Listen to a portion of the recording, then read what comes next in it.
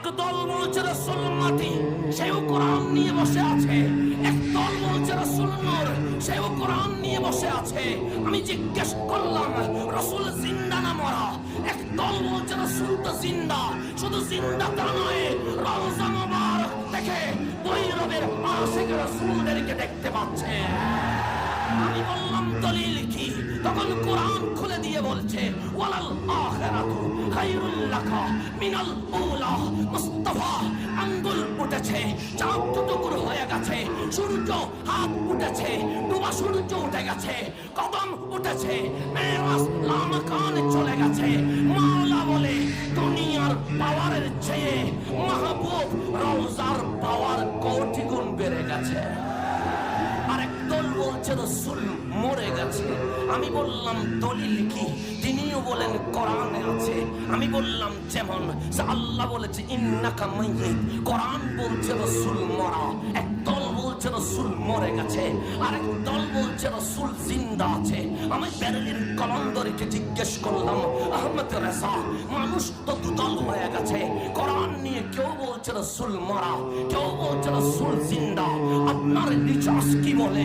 তখন আলা হযরত বলতে লাগলেন তো জিন্দা হে আল্লাহ, তো জিন্দা হে আল্লাহ, মেরি চশমে আলম সে চুপ জানে ওয়ালে। না দেখাটা দোষ আমার ছিল, খোদার কসম আমার আকা তো জিন্দা রয়ে গেছে। আমি আরেকজনকে জিজ্ঞেস করলাম রাসূল কি জানে? তিনি বলেন জানে না, জানে না।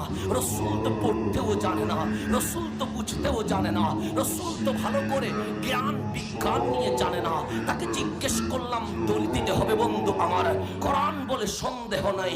মুসলমান দলাদল হয়ে গেল, একদল জিন্দা নবীর পক্ষে চলে গেল, একদল নবীকে মরা বলতে লাগলো, একদল নবী জানে বলতে লাগলো, একদল নবী জানে না বলতে লাগলো, একদল নবী মরা বলতে লাগলো, একদল নবীর পাওয়ার আছে বলতে লাগলো।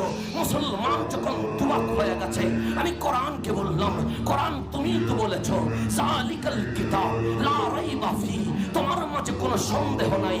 সন্দেহ যদি নাই তাহলে তোমার মাধ্যমে মুসলমান দুদল হলো কেন?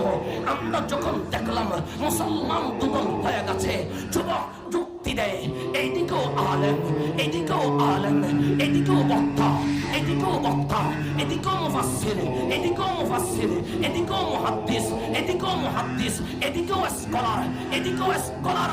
কোরআন বলে কোন দিকে আলেম বেশি দেখার দরকার নাই, কোন দিকে মুফাসসির বেশি দেখার দরকার নাই, কোন দিকে মাদ্রাসা বেশি দেখার দরকার নাই, কোন দিকে জুব্বা বেশি দেখার দরকার নাই। দেখব